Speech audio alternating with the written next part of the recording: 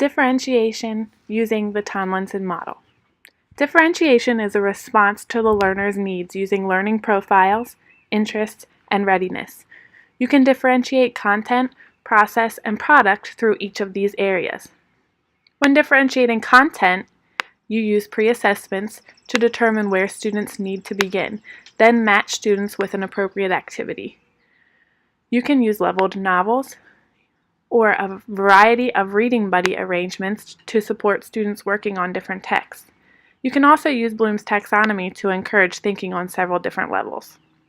When differentiating through process, you offer different amounts of teacher and student support for a task and give students choice about how they are expressing their understanding. Differentiating product refers to how students show their understanding. This allows you to vary the degree of difficulty and encourage the use of a variety of types of resources. Now that you are familiar with these, let's look into the different areas that you can differentiate. The first area you can differentiate in is learning profile, which is the way students intake and process new information. You can differentiate through content using maps, videos, books, pictures, or movie clips. For example, when we teach about symbols in social studies, we show pictures of actual symbols in the world, and we even allow students to watch videos and read different books with symbols. Differentiation by process includes group work, simulation, hands-on, and modeling. In our worm unit in science, the students create different simulations to test what worms prefer. Do they like it hot or cold, smooth or rough, wet or dry? The students are working hands-on in a group throughout these simulations. When differentiating by product, the students can show what they know about the subject matter by creating projects, photo essays, songs, posters, or oral presentations. The next area is interest. When differentiating by interest with content, you can differentiate within the content or outside of the content. Either way, students still learn all of the content, but do so through a specific topic that interests them. For example, within the content, you can research animal coverings. Students can decide which animal coverings they would like to research.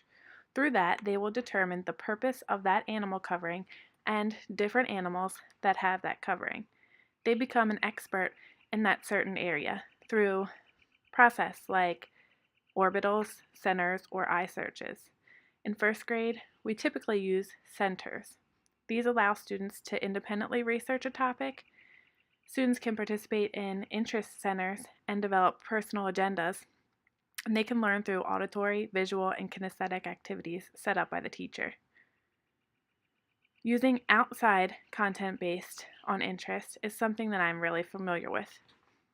This refers to taking something a student is interested in, for example, Shopkins, and using them to teach addition or subtraction, or using basketball to teach different angles using two people and the basketball net.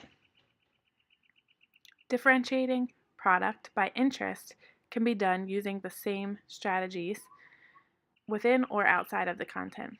Inside the content, for example, the students can create a company that sells either goods or services and create advertisements.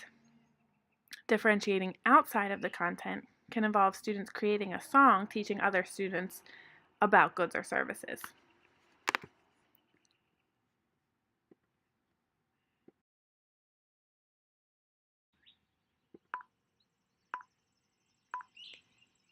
Readiness is how ready a student is to be independent.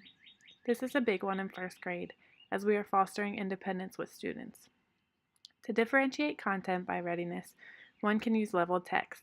There are many online resources for leveled text. One that I have used is Reading A to Z. I am able to scaffold the content for students at their level to help them become independent. Differentiating readiness involves using a strategy that provides leveled learning opportunities through tiered assignments, learning contracts, compacting, questioning, or other areas. Compacting involves using pre-assessment data to test students out of specific lessons. If they already know it, they are challenged to complete a project instead of sit through a lesson. The students who need to be challenged in class are being just that, challenged, instead of being left to sit through a lesson that they could get bored and not see value in. This is teaching students that their time is valuable and they should be pushed to their educational level. Differentiating readiness by product involves differentiating tests and providing different levels of support during assessment. For example, large font tests, chunking questions, extra time, and reading support. Using the Tomlinson Model can allow you to reach students at their level and differentiate in the classroom.